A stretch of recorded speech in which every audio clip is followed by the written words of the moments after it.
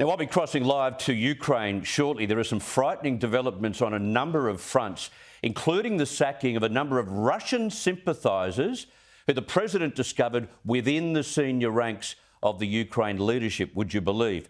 But in Russia, famous TV journalist Marina Ovsyannikova, known for her live on-air anti-war protest back in March, has now been detained by police in Moscow. Ovsyannikova said on Instagram today that she'd been charged with discrediting the actions of the army of Russia, would you believe? How truly pathetic. But that's not all Russia is doing to bury the truth. The way the Russian ministry is lying to their countrymen and women at the moment, given how hard sanctions are biting in Russia, should become the stuff of legend in the history of propaganda. There is no doubt that the West sanctions are hurting the Russian population. But some classic examples. Paper manufacturers have been deprived of whitening chemicals. Imports from Finland have stopped. So according to RIA, the news agency in Russia, the Deputy Trade Minister, Oleg Bokarov, has informed Russian businesses that, quote, "We have learned that this kind of gleaming white office paper is harmful to human health and it must be avoided at all costs." Of course, officials don't want to tell their people that Russian forces are fighting a fully fledged war. You know, they're only working to demilitarise Ukraine. Remember that. And then there's the French fries drought.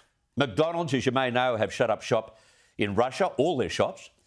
They're creating in Russia a replacement for Macca's called Delicious Full Stop.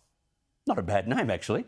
But McCain Foods, the French fry king, has stopped shipping its products to Russia and it's halted construction of its production facility in Russia as well.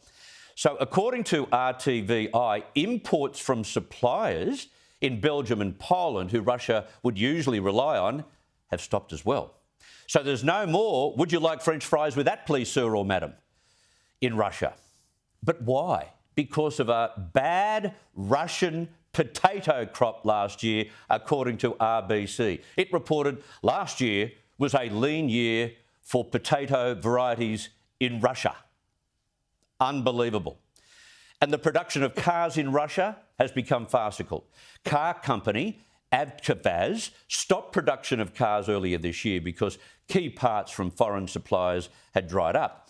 But according to NBC, the company has restarted production, but their vehicles have no safety features, no airbags, no anti-lock braking anymore, no emergency locks on seat belts. Even the Russians couldn't come up with a fake excuse for making unsafe cars okay. And then there's the famous St Petersburg International Economic Forum, usually a highly attended international event. But the only foreigners Russia could muster was the Belarusian President and a delegation from Egypt. The fake reason, according to a foreign policy advisor, it is difficult to get to St Petersburg for objective reasons. I guess that actually works as a clever piece of propaganda because no one knows what it even means. For those of us who live in a Western democracy, this kind of expert lying, it defies believability. But you've got to think about this. When you live in a society where you've never experienced your government making a mistake or operating corruptly because it's always hidden, never reported, these excuses actually seem real. But surely, as soldiers cross back and forth over that eastern border, not to mention the Ukrainian refugees, and pockets of protest continue, the penny has to drop with the public eventually. And that's when pressure builds on the Kremlin and their despicable leader, Vladimir Putin.